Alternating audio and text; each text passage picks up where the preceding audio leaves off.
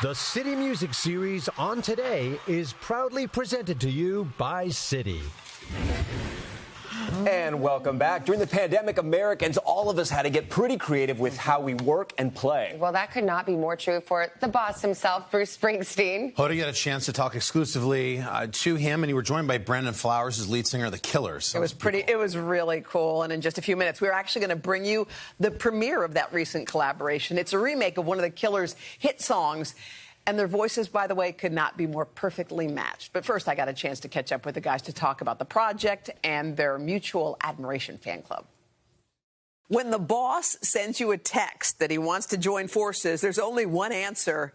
Yes, definitely yes. So, wait, Brandon, when you found out the boss was a fan, did you freak out?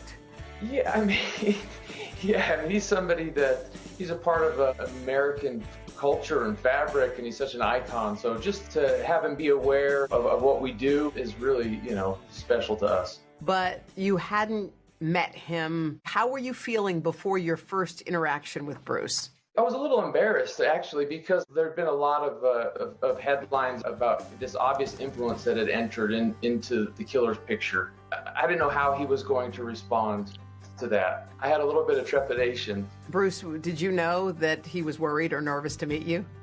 No, not really. It makes you happy to see where your music goes and who it inspires. I find that to be very thrilling. So, Brandon, what do you remember about the meeting? There he is, your idol. You walk up. The first time he watched us, we played before him at a festival in Europe. I look over and I see these aviators on the side of the stage, and behind the aviators is the boss. It makes you up your game a little bit when he's watching, and he's just gracious and lived up to all the rumors about him. He said, "I want to do a little Thunder Road," and it's arguably the greatest rock song of all time.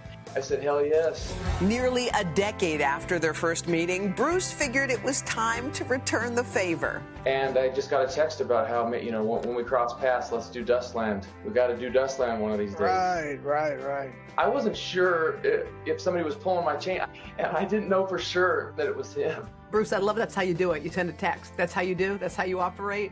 I am a texter, and I am a texter because my children insisted that I text. I said, Dad, if you want to get in touch with us, you got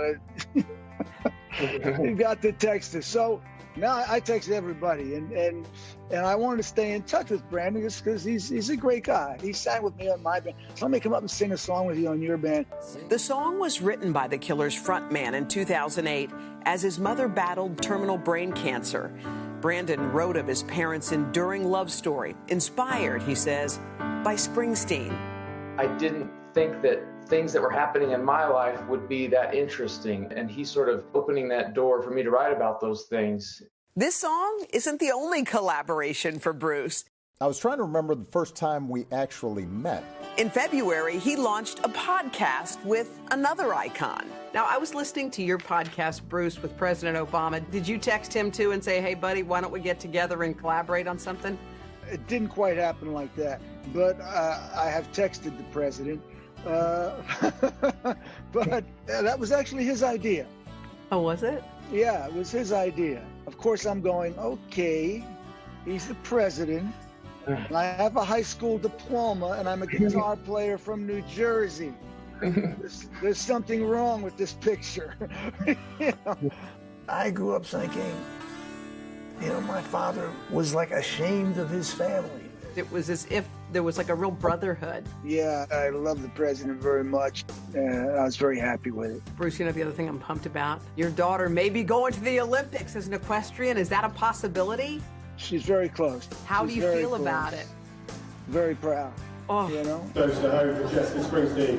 She has worked since she was 4 years old. Oh. She's just worked as hard as I've ever seen anybody work at something. So if she happens to get the chance, we're going to be very, very excited, and we've got our fingers crossed.